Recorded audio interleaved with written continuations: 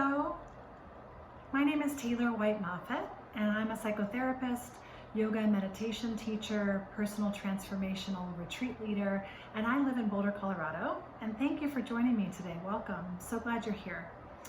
I'm joining you from Boulder, Colorado in mid-November. I'm looking out today and it's a cloudy, actually smoky day. Some of you know we've had a lot of fires in Boulder recently, and I think it's so telling and apropos of what's happening around the planet and in our communities and what so many of us are feeling internally. At least that's true for me. I feel as though we've been challenged this year in 2020 like no other time in my lifetime. We have absolutely been asked to draw up our resiliency, to speak the truth, to take care of ourselves and look out for one another in a way we never have. And particularly today, I want to talk to you about our upcoming election. And what I want to start with is what a wonderful world we live in here in the United States that we have the power to vote. Every year, there's voting opportunities in each of our cities, our communities, our states, and our country, depending on what year the election is offering us. So this year, I think all of you are aware, it's a very powerful year for voting and for the election. And in that, it's bringing up a lot of uncertainty and a lot of difficulty. So I thought today I could offer you some ways to work with that, and that together we could meditate and sit in a quiet place that might help keep us steady and grounded as we enter these final days coming to the election, as well as navigating the days after. So one of the series of questions I like to ask myself and my clients when I'm working with something challenging is this series of 3 questions. If you woke up tomorrow or a year from now and everything would be as you would like it, what would that look like? And I think it's a wonderful thing to ask ourselves because it helps us realign and connect to our values, to our vision, to what it is that we're really all about. The second question I ask myself is, when I go through that list of what it is I want, what it is it looks like, how it might feel for me, I have to cross off anything I'm not in control of, which could include who wins the presidential nomination. It could include how my partner behaves, it could include how my neighbor votes, it could include lots of things, but I want to go through and cross off on that list anything that's not in my control. The last question I would ask us to look at is, okay, this third question, what am I willing to do to get what it is I want from question 1? What it is I'm willing to do to manifest, to put energy, to show up around creating this life that feels valuable and important for me. And I think the power of these 3 questions for me in a very regular daily practice are this. It helps me connect to what matters most. And I think especially in uncertain times, it might be one of the most powerful practices we have is staying in tune to the people, the places, the feelings, the experience that matter most to me. The second part is it humbly reminds me of my humanity, that I have control tendencies. I want other people to do what I want. I want elections to go the way I want. I'd like to have more certainty. I'd like to have control over things like the coronavirus, and I don't. And when I'm reminded of those, as much as I might feel a little bit frustrated or surly or irritated, I also feel comforted because my nervous system knows this is what's so, this is what's true. I cannot control the following things. The last thing this series of 3 questions invites me to do is to step up and take empowerment over what it is I can do, over what it is I have agency around. So that's what I want us to work with going towards this election time and what's to follow. And what I thought I'd like to do is give you 3 specific tips, 3 specific tools to use in regards to the election that might help you feel a little more grounded, a little more sane, a little more at ease in the midst of all this uncertainty. So the first thing I want to say is vote. Again, it's amazing. It's so empowering to remember we live in a country, we have a choice. Even when we feel despondent, especially when we feel despondent, we have this choice we can utilize and draw upon called voting. So let's do it. Let's move forward. Let's vote. Okay, the second tip that I want you to think about and then get into action around is that In overwhelming times, it's very important to slow things down. It might be more important for you to eat smaller meals. It might be more important for you to take sips of water rather than glug an entire bottle. It might be more important for you to pause when you go to the bathroom, wash your hands, and take a moment to close your eyes. And feel your body as it breathes in, and feel your body as it breathes out. How we get through uncertainty is we stay in this moment. We feel where our feet are right here and now. That's where life is happening. And from that place, it helps us to navigate step by step how we go forward in this place, avoiding the past, avoiding the future, really calling upon ourselves to stay grounded and settled right where we are. The last thing I want to give you as a tool and a tip during this time of voting is activism as a way to support your nervous system. Go out and ask 3 of your friends to vote. Text your neighbors and see if they're voting. Offer to drive someone to the voting polls.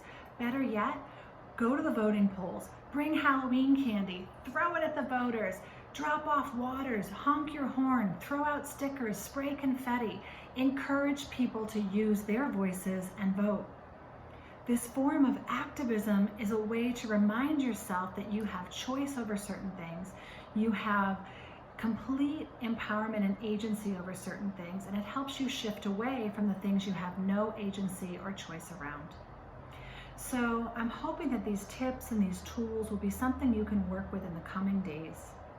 And to close our time today, I'd like us to just sit together and reminding ourselves that in this one breath, in this one moment, we have the power to change our neurology. So however uncertain things are out in the world, or even in our own mind or bodies, we have the capacity to choose to settle. So wherever you are, I'd love for you to take a comfortable seat. You're welcome to lay on your back and put your legs up the wall, but find a place where you feel some part of your body is supported.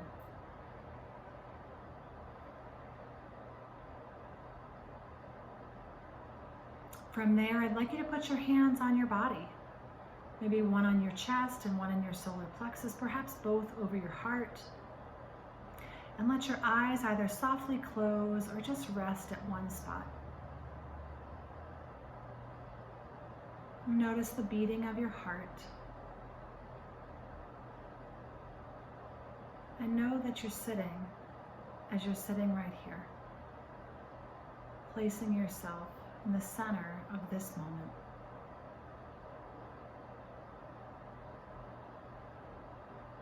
Allow all your feelings to belong.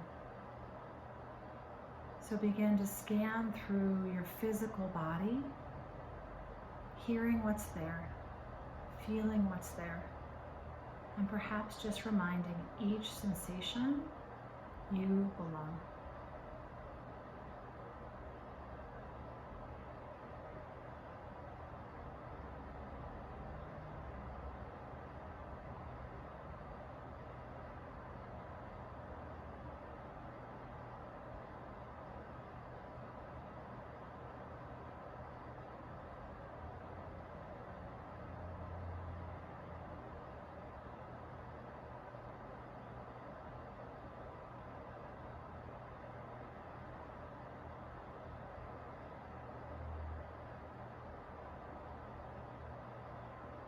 Next, I'd like you to scan your emotional body. Just notice what feelings are moving around, bubbling up, maybe trying to hide out.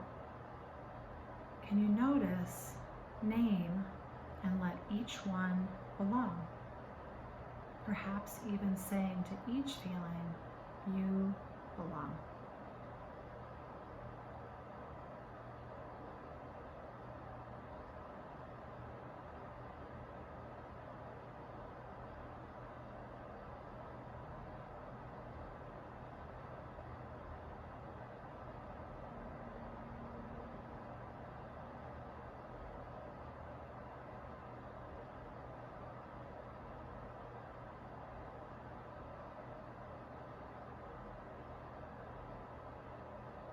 From this place, let your physical body and your emotional bodies just meld and merge together. allowing your entire experience to belong. What you feel physically, what you feel emotionally, any thoughts that may be churning or moving through you. Allow all of it to be put in the container of what's so. No need to judge, explain, figure out. Allow yourself to be exactly as you are.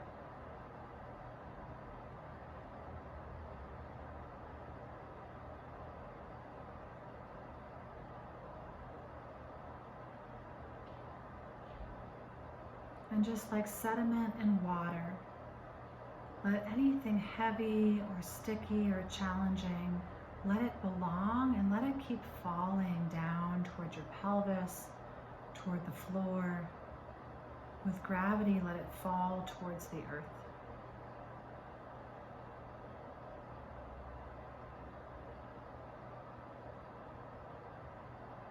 And allow yourself to feel in this moment as things begin to settle, that you are okay in the middle of things being uncertain.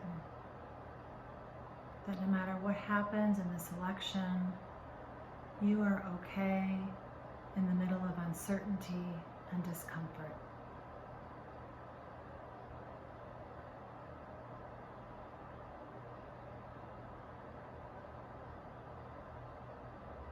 And let your body take 5 to 10 deep, full, grounding breaths.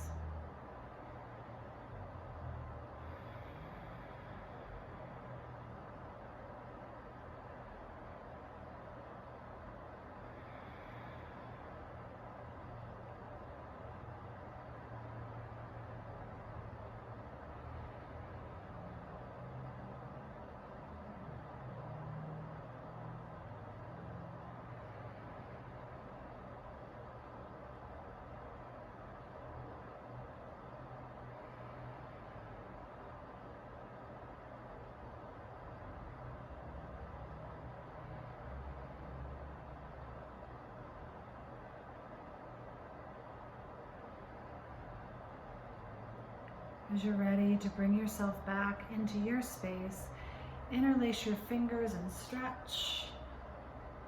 Open up your eyes and put yourself back slowly and purposefully in your space. And in these upcoming days and weeks, allow yourself to feel the empowerment of voting. Remind yourself to slow down, take it one breath at a time, one step at a time. And when you feel you've got the energy and motivation, use activism as a way to empower your nervous system to support you. Get out there and encourage others to use their voices as well. In these most uncertain times, our practices call upon us to create a steadiness in our feet, in our body, in our breath, in our way of being. And I hope this short practice full of tips and a meditation was useful for you, and that you allow yourself to come back to it as many times as you'd like in the coming days and weeks. Thank you so much for sharing this time with me, and however things go in the election, know that we'll all be breathing one step at a time, moving ourselves and the world forward. Have a wonderful day, and thank you again.